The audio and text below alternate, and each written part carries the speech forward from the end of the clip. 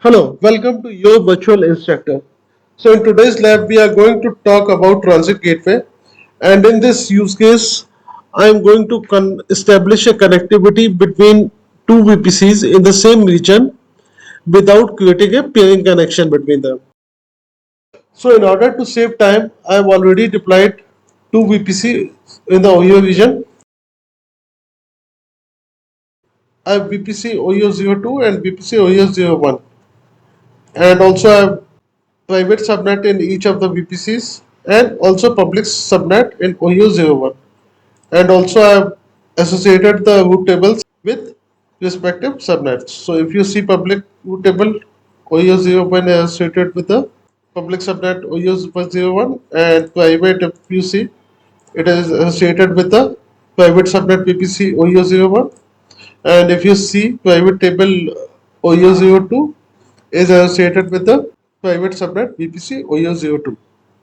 Also, if I go back to my AWS console home, and if I go to my EC2 dashboard, I've already deployed three EC2 instances where one is publicly exposed. I will be doing SSH to this EC2 instance using the public IP. Then I will try to establish a connectivity or try to do SSH to this OEO02 private EC2 machine using the private IP. I've already logged into, and if you see here, the IP ends with 117. Now, if I try to establish a connectivity between private EC2 in the OEO2 region, let me click on connect and copy the SSH command.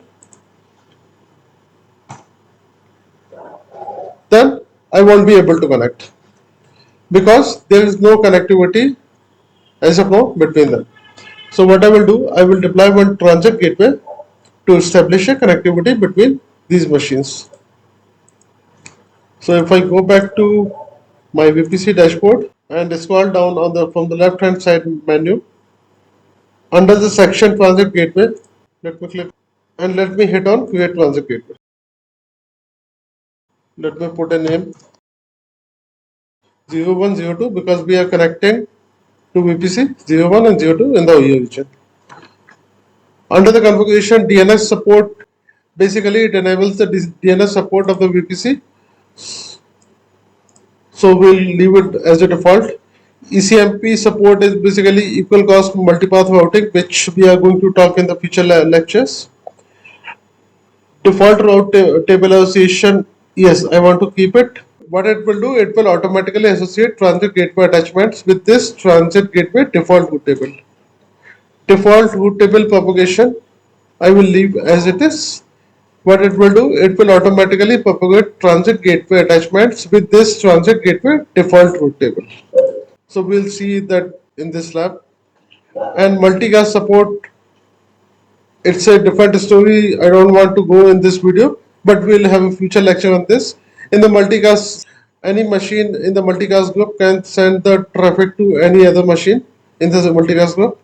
So we'll have a future lecture on this most likely. I will hit on the create transit gateway. Okay, so now our transit gateway is available. What I will do, I will go to the transit gateway attachments. Here, hit on create transit gateway attachment. I will be attaching this with VPC01, so I will be naming it as a OU01.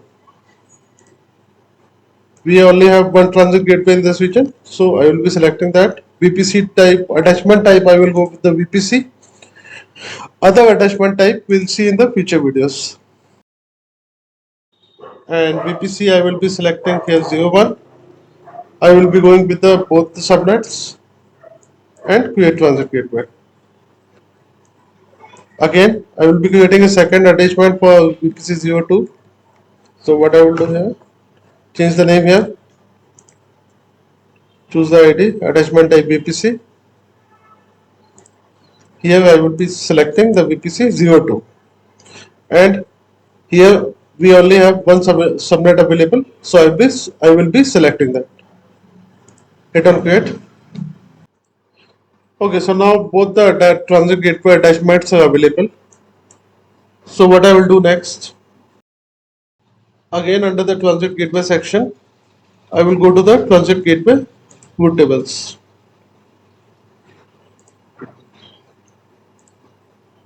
So here I can see both the attachments are stated now,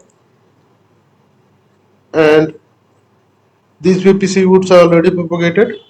So if I go to the routes, so you can see both the side range of both the VPCs and type is propagated. Now we'll be adding the respective routes in the route table of respective subnets in both the VPC. And go to the route tables, public route table. Here I will be adding the route, the VPC 02. Whatever the traffic is destined for this side range should flow via transit gateway. Save changes. Now private route table of VPC OU2. Go to the routes, edit routes, add the side range of the first VPC. Again, it should flow via transit gateway. Save changes. Now I should be able to connect. But no, it still looks like something is missing. So one last step is still missing, which is allowing the traffic in the security group of that private EC2 machine of OEO02. So if I go here, 02, go under the security, go to my security group. So we currently don't have any rule. So I will be adding one rule. SSH cider block of the 01 VPC and save rules. Now we should be good enough.